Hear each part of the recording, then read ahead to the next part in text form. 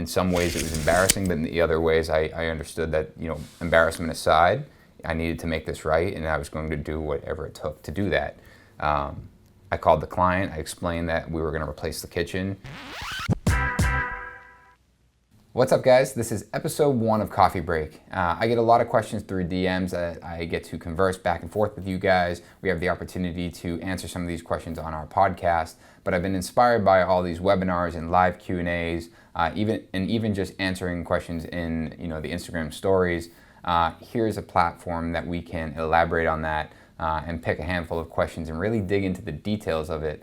So I'm hoping this gives us the opportunity to really answer your question, but share it with a much larger audience. LG Woodworking, I love this question. Have you ever finished a project and wish you could have done something better? The reason I love this question is because I dug into it at the International Builder Show at the Geldwin booth.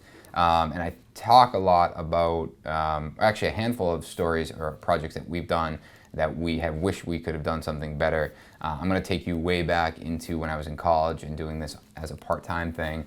I built this pergola, and this was the first time telling this story to anyone.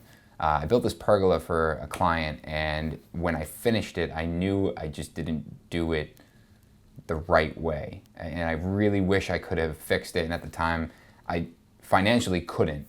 And I remember telling this story up on stage and having a handful of people kind of listening to it and looking around, and I actually made the commitment right there and then that when I got back from the show that I would drive to that house and knock on their door if it was still standing and offer to replace it, to which I did. I drove there. I guess not to my surprise, it was actually not standing any longer, and it looks as though the whole house had been renovated.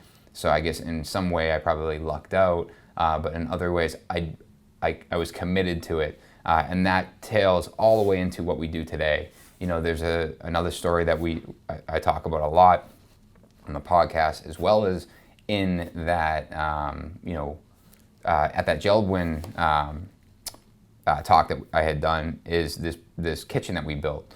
We actually, it was an experiment for us. We actually worked with another kitchen builder to see if we could expand our bandwidth and how much we could be building at one time by utilizing small shops. And unfortunately, it backfired on us to the point where, myself and Ken, who you guys know is the, director of millwork here, we went on site and we kind of spent pretty much a day there trying to figure out, hey, is this something that we can make work and really be proud of at the end of the day? And what we came up with is that we just couldn't. And we made the commitment to our client to deliver something, and at that point we had not delivered it. So we communicated to the client as well as the architect and explained our situation. We were very open and honest about it. We replaced it. I'll give you the nuts and bolts behind it because I think this is really valuable information, and this is how we look at all of our projects and the mistakes that we make. I'm going to say every day. I mean, I think everyone makes mistakes every day, and how you overcome them. And this project was a smaller project for us. And it was a small kitchen with some scope in the other rooms. And we had a lot of bigger projects, and we were striving to do bigger projects in general. So we really wanted to take this opportunity to see if we could, in fact, expand our bandwidth, expand the amount of people that were working, I'm using air quotes, under our umbrella. And what we decided is that we would pair up with a small shop and, try to micromanage the details that we have perfected in our shop and communicate that to them. And, we got to a point where we felt as though, all right, we've communicated everything that we needed to. Let's let them produce and come back to us with the final product. The final product showed up, we installed it, and there were a lot of little things that were just not, up to our level or really not, what we were hoping to achieve. So we kind of wrote them off and saying, all right, maybe these are things that we can fix. Maybe it was poorly communicated on our part. And at the end of the day, like I mentioned, Ken and I were on site and we spent, basically all day there, combing through it, making a list of things that, that need to be addressed. And can we fix these? Does this need to be replaced? What are the steps necessary? And at the end of the day, I sat down with Ken and I said, this is answered really easily. And the question, this question is going to determine what we do today. And the question was, can we be proud of what is in front of us? Is there anything we can do to bring this to a level that we can walk away feeling proud? Because that's how we have looked at everything. We want to be incredibly proud and feel as though we put our best foot forward every single time. And he said no. And I respected that, and we cleaned up for the day. I called the architect and I explained the situation. In some ways it was embarrassing, but in the other ways I understood that, embarrassment aside, I needed to make this right, and I was going to do whatever it took to do that. I called the client. I explained that we were going to replace the kitchen. They at first said it was unnecessary, but in probably more words, I said that wasn't an option. We were committed to delivering a product. We have not delivered that product. With that being said, we went back to the shop that built the cabinetry, because I get this question a lot. It's like, did you communicate it? Did you get your money back? Did you get upset? None of that. I didn't ask for a dime back. I didn't ask for any help back. I took it as this was our mess up. This was, us not communicating and not managing the project correctly and ending up with an outcome that was less than desirable.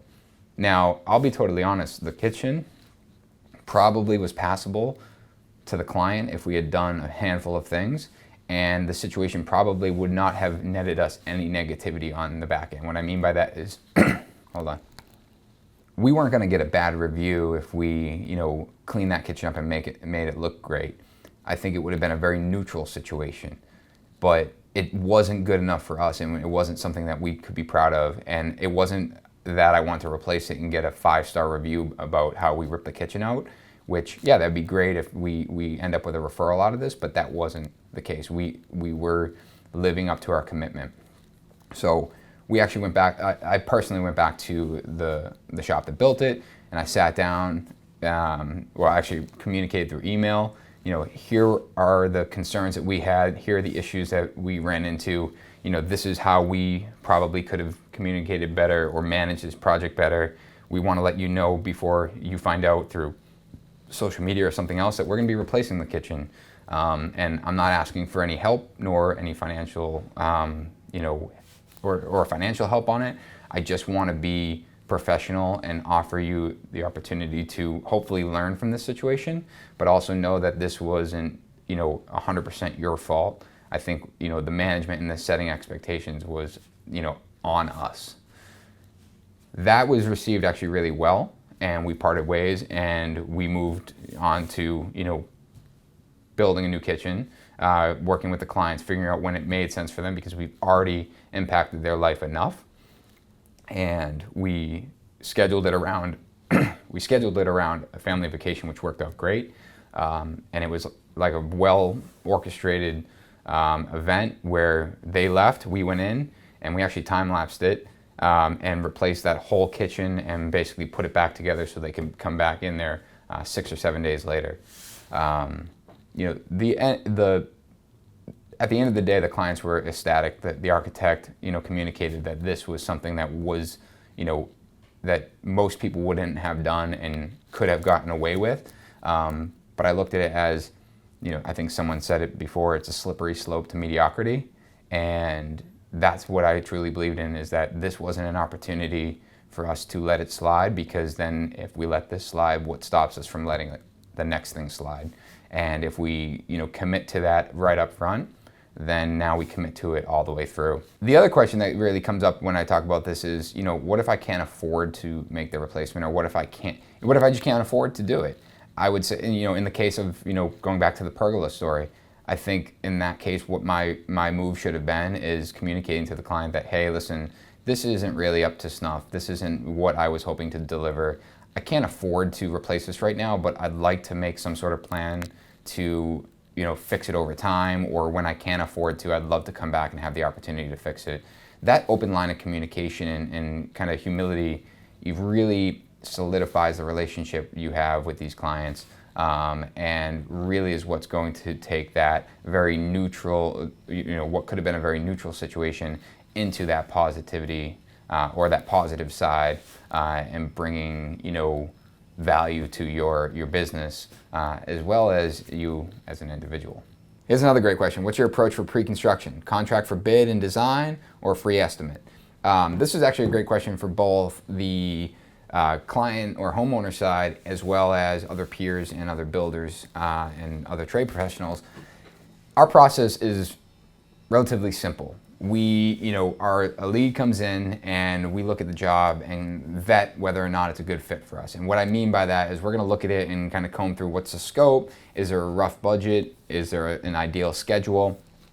If those three things check out, I'm usually getting back to them and saying, hey, I'd love to schedule a quick phone call. If they don't, I'm going to communicate really briefly and in efforts to communicate that I don't want to waste their time. So, hey, this isn't the right fit for us.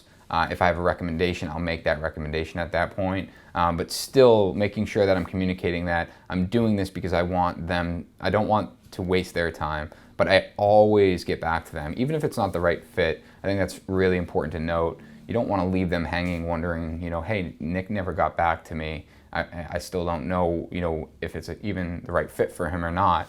And when we get into that, kind of phase one, we chat on the phone and we really start to understand the scope of the project.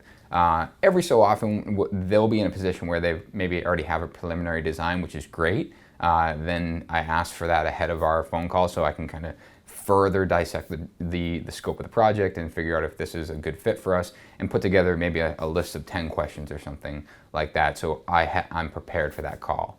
On that, during that call, we'll comb through the nuts and bolts, dig into the budget again, dig into the overall scope, what their goals are, and see if they align with us. Are the things that are important to us as builders, healthy homes, well-designed, creative spaces, are those things equally as important to the homeowner? And if they are, great, we're checking all the boxes. This seems like a great fit. Having the question about budget is really important too, is that we have a history of what our projects cost and have an idea based on what the scope is, what that might fall into as a range. And at this point, I'm probably communicating that, and it could be very loose.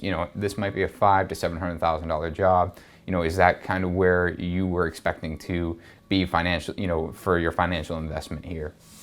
Making sure that that's a comfortable conversation, but also explaining the fact that we're transparent in it. So as we're pricing, we're able to share how our pricing structure is developed and understand where those dollars go. At that point, if we seem to be a good fit, we're going to explain our pre-construction process. And what our pre-construction process is we do have an agreement in place. We take a retainer, and that retainer is a set dollar amount for every project. And that retainer allows us to dedicate time in our office with our project managers, with our subcontractors, with my time. If there's an architect or interior designer, it's basically just putting a bucket of money aside so we can bill against it to make sure that we're working to develop a really accurate budget. If the design is in preliminary, we're going to work with the architect and price that preliminary set, and then help them basically price the project in parallel with the design to make sure that we're both continuing down the same road with the same expectations. So, really to try to prevent the design from going down one path and the budget going down the other, only to realize that the design is now way over budget. Really important to work in unison there. We find this to be extremely important and extremely valuable, is that we're making sure that we are communicating as the triangle, as we call it, the homeowner, the architect, the builder. We're always on the same page. We're always going down the same path. So say that budget is starting to steer the design back, and let's use $500,000 as an example. That's their target budget. That design can be designed all the way up to $500,000, but we've realized we left a lot on the table. We're going to work with the architect and say, let's continue the design and figure out, preliminary what they're all in, like all their wants, all their desires do cost, so we can then add a column to that budget sheet and say, here's what $500,000 your target budget gets you, and here is what your all in project might cost, and say that's $600,000. We might add a third column in that and say, but this is our recommendation. For $520,000, we actually get a lot of what your wants and desires are for that extra $20,000. And the reason that's important is because we don't want to commit to that 500 and then have the client always wonder how much more it would have cost to get a handful of those items off, from their desire list. And really giving them the opportunity to, if they're comfortable extending that extra $20,000, great. Then they know that they got the most out of their money. It's really this open communication. Again, going back to communication, how important that is. But it's really just making sure that we're open with communication and filtering out what is really important to them and getting the most bang for their buck. Really is what it comes down to. So really the goal is to make sure that they're getting the most bang for their buck. It's also important to note that our pre-construction service, we are billing against that time, but when we sign a construction agreement, that pre-construction retainer is actually credited towards our construction agreement. So I guess to simplify it, it's almost like a micro deposit for the job, and it's in some ways not committing them to actually building the project. But I would say it's rare that we go through the pre-construction phase and then they abandon the project. But what this protects us from is, say they do abandon the idea of renovating or building it because they found a house down the street that they want to buy. We've been compensated for our time and they have gotten a quality product out of it, rather than sitting down and having an estimate which is just a fictitious number based on history in the project. That's in that phone call phase. It's really quick and dirty, and that pre-construction is really getting and nailing down the specifics of scope, design, schedule, and budget. So when we do start construction, a lot of those decisions have been made, and a lot of those costs are now in the committed column, in basically in our job costing, saying these prices are these prices because we've spent the time, building them, structuring them, and making sure that they're encapsulating everything that we need.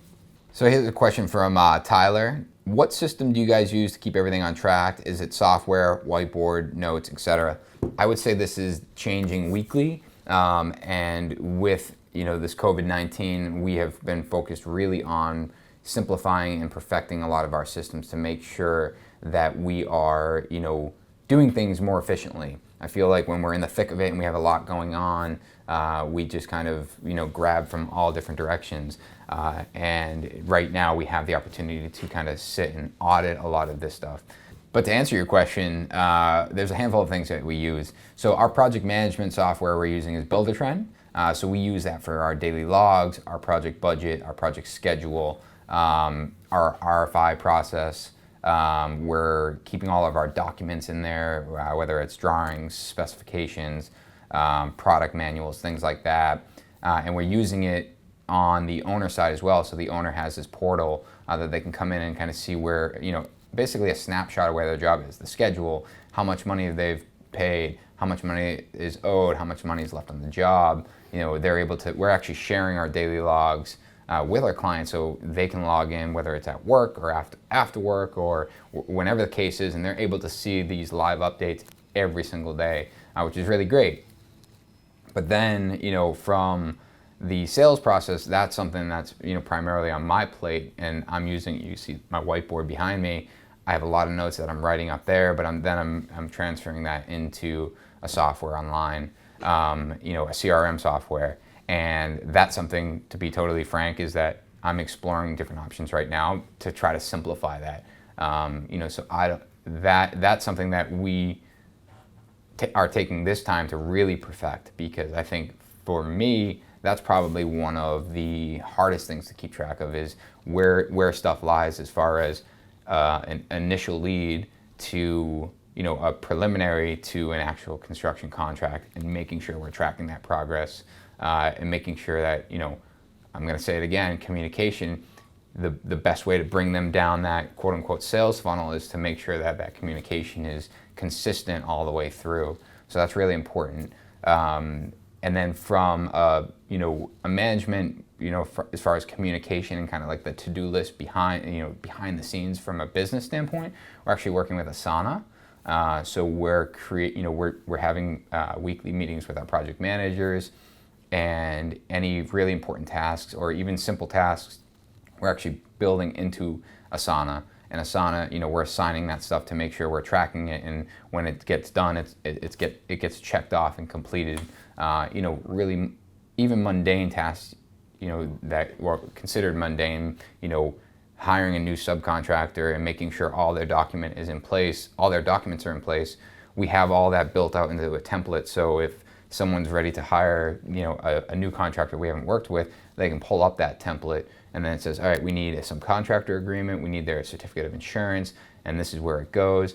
Building all of that out so we know what that process is.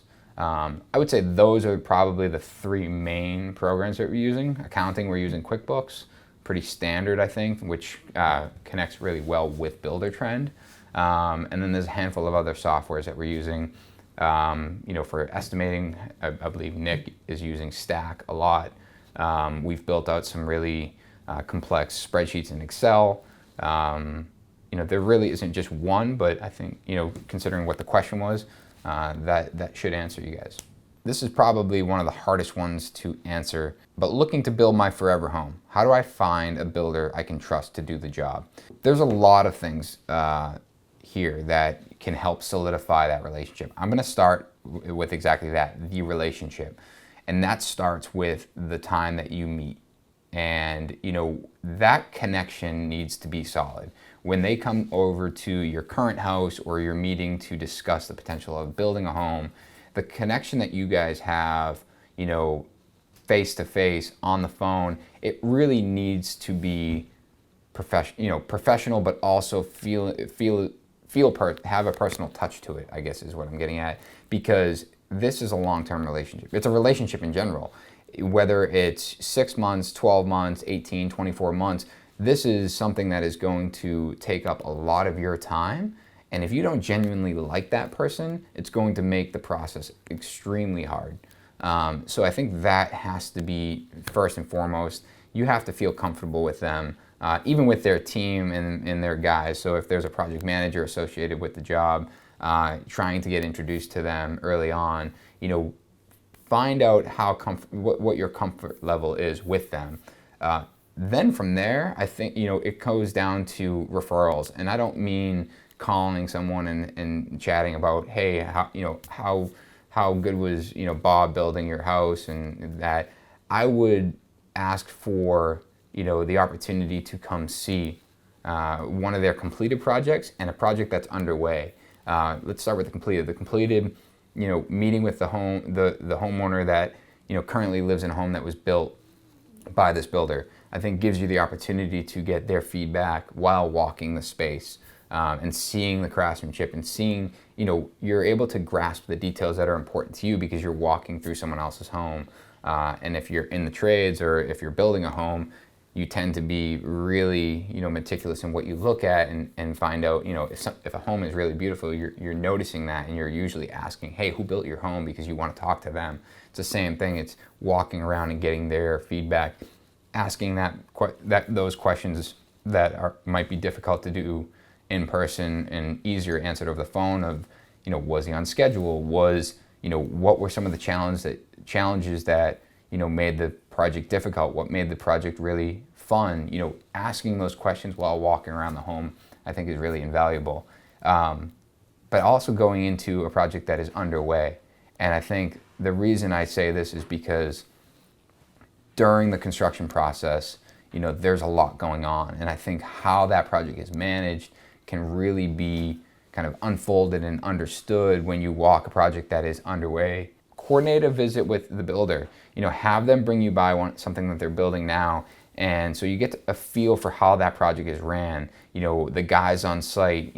How the progress is going. How neat and organized the job site is.